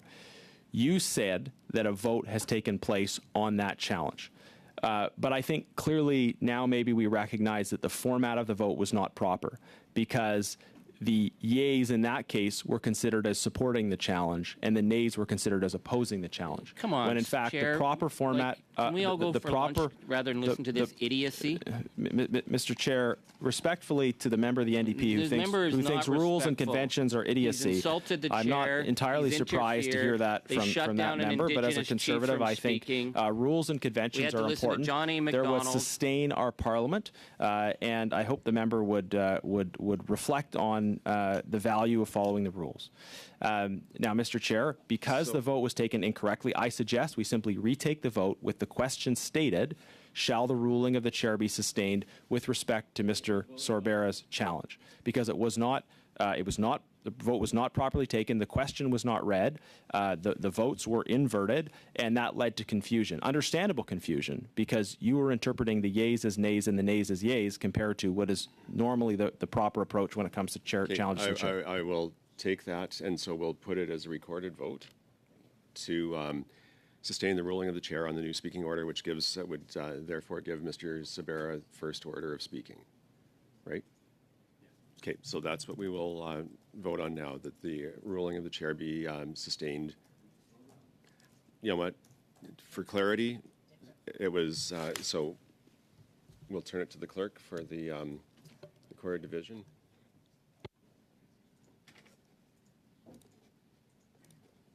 Okay. So Mr. Shahal, Yes. Mr. Bruson, yes. Madame Lapointe, Oui. Mr. Sorbara, 100%. Ms. Sachs, Yes. Mr. Bragdon, Yes. Mr. McLean,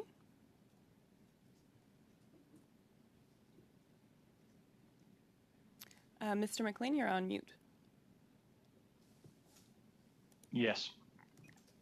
Mr. Melillo, Yes. Mr. Generous, Yes. Monsieur Lemire, We. Mr. Angus. Yes. That's 12 yeas. So we have support for that motion, and so then the decision is that Mr. Sobera is the Sorry, next to sorry, speak. Mr. Chair. You had previously ruled that I spoke next. We just voted on Mr. Sorbera's challenge to the chair, and the committee voted that the ruling of the chair be sustained, which means I have the floor now. That was the motion. No, come on. No, come on, sorry, Chair. sorry, This is Mr. turning Chair. into a kindergarten this is circus. He's absolutely- playing it idiot is games. absolutely Mr. Chair, clear what the intent committee of the voted to code sustain was. the chair. We're No, done. conservatives We're all done, voted in and favor. The floor is The now motion, Mr. Sobera's the motion for was his to motion. sustain Chair, the I'm ruling of the moving a motion chair. to adjourn debate on their No. motion. No, point of order, Mr. Chair. No. The motion This was is to not a point of sustain the order. ruling of You the have- chair. No, this is not a point of order. Could Mr. we hear Sobera, from the floor is clerk? yours. I'd like to hear from the clerk. Could we hear from the clerk, the nonpartisan clerk? It was a Chair vote to has the, sustain the ruling of the chair. Mr. Sorbera has the Mr. floor. Chair, can we get a roll call? I'd like to move the motion to adjourn. It was a vote to sustain the ruling of the chair. Motion to adjourn. Sorry, I'm challenging the ruling that he can move that motion. No. I'm challenging the motion that he can move that. We're voting. Hello, I'm challenging the motion that he can move that. Motion to Mr. Chair, I want roll call votes for everything, first of all. So if you're proceeding to a vote, it should Let's be go roll to a call. roll call right now, But sir, but a point of order. Roll call. You asked us for a vote on sustaining the ruling of the chair with You respect to the can't deb- speaking you list, can't debate and then you on a took vote's the been opposite called. side. The vote's been called, Yeah, Chair. the vote's been called. We're done, and we now have another vote, Mi- which mi- is to adjourn debate. Mr. Chair, we just had a Vote's been very clear called. This is not vote a on a debate. challenge to the This is not chair. debatable. The committee voted to sustain the ruling of the chair. Your previous ruling had been that Mr. Sorbera. the next one to go. Your previous ruling was that Mr. Sorbera was after me. Okay, you know what, Mr. Is that Janice, not what you had ruled? Just, we have a motion now. Is that not to what you had adjourn. ruled? We're going to do the recorded vote on it. We're in a vote. Mr. Chair, you inverted the meaning of the vote after it had taken place. No, you did. No, You attempted no, to. it was to completely sustain tried the to ruling of the misconstrue chair. The intention of that vote, and so now we have a vote on the floor that's to adjourn. Mr. Chair, all four And we conservatives have the voted vote. in favor of that motion. Thank you for It's very supporting it. conciliatory of you. Because it was Very to sustain the conciliatory of you. ruling of the chair. No, very conciliatory of you. It was and, to we sustain the accepted ruling of the that. chair. Clerk, can And now we move forward and read the names on the roll call, please? Could we get the clerk to The vote is share what the vote was Are on? we voting yes or no? You're not letting the clerk speak on the issue of You're what the not vote was letting on. anyone speak, Garnet. I'd like to hear from the clerk, No, I don't. the it's in a nonpartisan vote. A official for vote's this been committee. called. This goes through the chair, and the chair is calling the vote on the motion to adjourn. And it's a recorded division, please. Sorry, adjourn debate or adjourn the meeting? Adjourn debate on the motion. Mr. Chair, this is quite unprecedented. We had a vote on a challenge to the chair. Your previous ruling had been that I was supposed to speak next. There was a challenge to the chair. The committee voted to sustain your ruling, and then you gave the floor to Mr. Sorbera. Like, how does that make any sense? If the committee voted to sustain the ruling of the chair, then the ruling of the chair is sustained. Which is why I clarified that the ruling of the chair was to give Mr. Sorbera the next speaking point. But it wasn't. You had previously ruled. Clarified that that's But what you it you was. had I said clarified earlier in the that's what it meeting. was. That's what we voted on. Look, Mr. Chair, I want to come to an understanding here, but We're you had debating, said we're debating. previously. And You had I'm said previously. I'm done with this. I'm done with your Mr. Chair, you interventions have at to this follow the moment. rules here. And You we have to follow a the motion rules. right now to adjourn You had debate. said previously Please call that the, I was the supposed vote. to speak. You had said, like, look at the list. My name's higher up than his on the list. And then you challenge, and then Mr. Sorbera challenged it. That's why we're into challenges on the chair. If you had ruled that he had the floor, there wouldn't have been a challenge. But then he challenged the chair. Then the committee voted You're debating a decision that's already been made. And to sustain the chair. No, but you reversed the meaning of a vote after it took place, Mr. Chair. we have a motion to adjourn debate, and that is what we're on Well, now. point of order, Mr. Chair.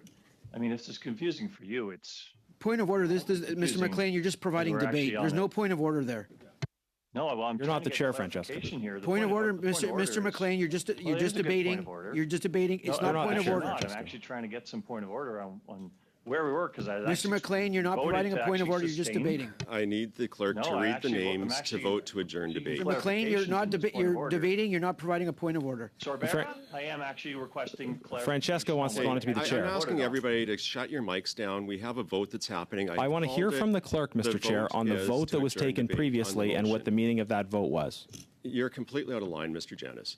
Mr. Chair, I think the committee should be advised on what the previous vote was because you changed the meaning of it afterwards. Like this is just such an incredible abuse of privilege and process from a chair that is not being reasonable or fair. Members need to know the meaning of a vote, and when the vote is that the ruling of the chair be sustained, and when the previous ruling of the chair was very clearly that I should be next on the speaking list. And then when you say, after all of the members vote to sustain the ruling of the chair, when you reinterpret that to be to sustain your new ruling, which was different from your previous ruling, I mean, that's clearly pretty outrageous. No, what you're doing is outrageous. Okay, I'm going to put that out there, that we have had a number of decisions that you don't like the decisions on and you continue to challenge. And now I'm saying we have a vote in front of us to vote on to adjourn debate. Mr. Chair, you don't have to like what I'm doing, but I am defended by the rules of this House, that I have the rules of the House that I can stand on that protect the rights and privileges of all members, and those rules exist outside of the will of a chair to exercise arbitrary power. Those rules and privileges protect our rights as members, and they protect the work we do. Now, some of those rules include the process by which a vote is taking place, the fact that the question should be clear, the question should be known, and that members should be able to clearly vote on a question. Now, we had a situation in which presumably one half of the room thought the question meant one thing, and one half of the room thought the question meant another thing. And that is a problem in and of itself. But on the face of it, I think it is very clear as well that when you say that you are ruling that a particular person can speak, when that ruling is challenged, but your ruling is sustained, that means that the person who you said could speak before that, in the context of that ruling, that when that ruling is sustained, that person who you said could speak gets to speak. And on that basis, I should have the floor. You ruled that I had the floor. No, that ruling was challenged, and then after that, another member Mr. challenged. Chair, I appreciate you.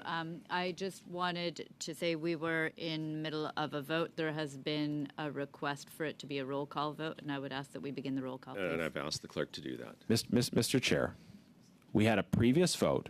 You have to respect the rules of this House, and you're just flagrantly disregarding the rules, and you're flagrantly disregarding the privileges of members. Now, I would like to be able to show deference and respect for your office, but the least you can do is consult the clerk and allow the clerk to advise the committee with respect to the rules and how they apply in this case, which you haven't done either. And we have a hard stop of 1 o'clock today. We have been told that we cannot go beyond 1 o'clock, and so we're not going to be able to resolve all matters. Like you want us to go back, so I'm going to have to go back with the clerk, and I will take that to review with the clerk. We're not going to get it done in 2 minutes. As far as the speaking order, right now we have a motion to adjourn debate, and we need to dispense with that. And I've asked the clerk to do a roll call on that. And then we're going to be out of time. We're going to be either suspending the meeting or ending the meeting. That motion's not on the floor because I'm supposed to have the floor, though, Mr. Chair. Like, this is the whole issue. The committee voted. You can't just proceed with the vote on something else when that member didn't have the floor. There was a vote and a ruling made. The vote was to sustain the chair, and the chair had ruled that I had the floor. So if the chair rules that I have the floor, exactly, it's to sustain the chair's decision, and the chair's decision had been I have the floor. I don't know why this is complicated. If the chair says that I have the floor, and then you challenge the chair, and there's a vote on that challenge, and the vote is to sustain the chair, then I have the floor again. It's very simple. On the vote we had like, it's very simple. It was your. And I don't understand why you're confusing it around. Like, these are the rules. I didn't make the rules. The rules are clearly established. When there is a motion to sustain the chair, the chair's ruling is sustained. That's how it works. I'm asking you to stop talking. Okay.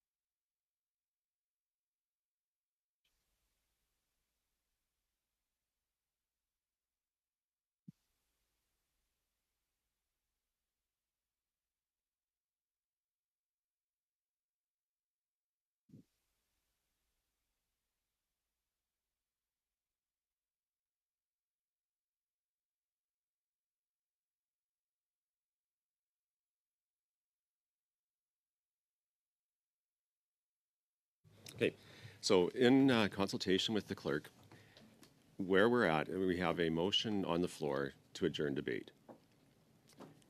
There are other questions, obviously some confusion about speaking order, and I will go back with the clerk on the record because I think I was clear on what was being voted on. There obviously has been some lack of clarity or confusion based on, frankly, the chaos that people have created by not respecting the role of myself as the chair and by asking people to mute their mics and not doing so. But we're out of time. We're at 1 o'clock, and so the order of the speaking order is, at this point for today, irrelevant. And we will go through to just kind of figure out what happened, and I'm happy to bring that back. But for the moment, we have the motion to adjourn debate, and we'll do a recorded vote on that. And at that point, we are then out of time, and we'll adjourn the meeting for today. So everybody's okay with that, or clear with that?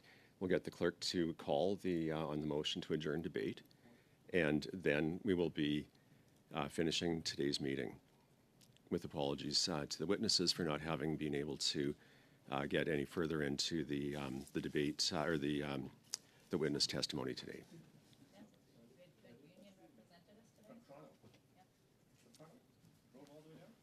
So on the question to adjourn debate. Mr. Chahal? Yes. Mr. Bruson? Yes. Madame Lapointe? Oui. Mr. Sorbara? Yes. Ms. Sachs? Oui. Mr. Bragdon? Oui. Mr. McLean? Oui. Mr. Melillo? Yes. Mr. Jenius? Yes. Monsieur Yes. Lemire? Oui. Mr. Angus? Oh, apologies, he is not there. It's 11 yeas. So that has been carried, and with that, we are now adjourned. Or J'aimerais dire un grand merci aux interprètes.